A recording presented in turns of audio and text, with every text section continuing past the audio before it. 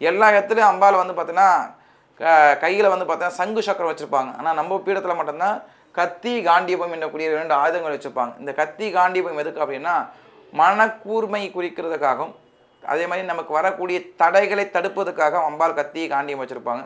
எல்லா இடத்துலையும் அம்பாவை வந்து பார்த்தீங்கன்னா வலது கையால் ஆசீர்வாதம் பண்ணுவாங்க, இடது கையால் வந்து அபயம் வரதம்னு சொல்லுவாங்க. ஆனால் நம்ம பீடத்தில் மட்டும் வலது கையால் வந்து பார்த்தீங்கன்னா சந்திரன் வச்சுப்பாங்க. அதாவது ரோகிணி தவிர 26 நட்சத்திரங்கிட்ட வந்து சாபம் வாங்கினவர் சந்திர பகவான்.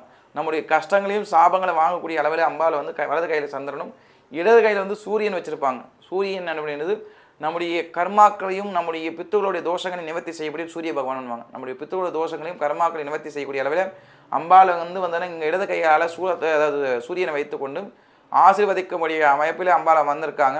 இங்கே வரவங்களுக்கு எப்படி மட்டும் வியாதிகள் இருந்தாலும், நாள்பட்ட வியாதிகள் இருந்தாலும், கணவன் மனைவி பிரச்சனை இருந்தாலும், கருத்து வேறுபாடுகளும் விலகும். அதே மாதிரி செய்வினை பிரச்சனைக்கு இந்த இடத்துல வந்து அம்பாள் பாதத்தை வைத்த எலுமிச்சை பாதத்தை வாங்கி போய் வச்சாலே அவங்களோட பிரச்சனை சரியாக வந்திருக்காங்க. மக்கள் திரண்டு கொண்டிருக்கார்கள்.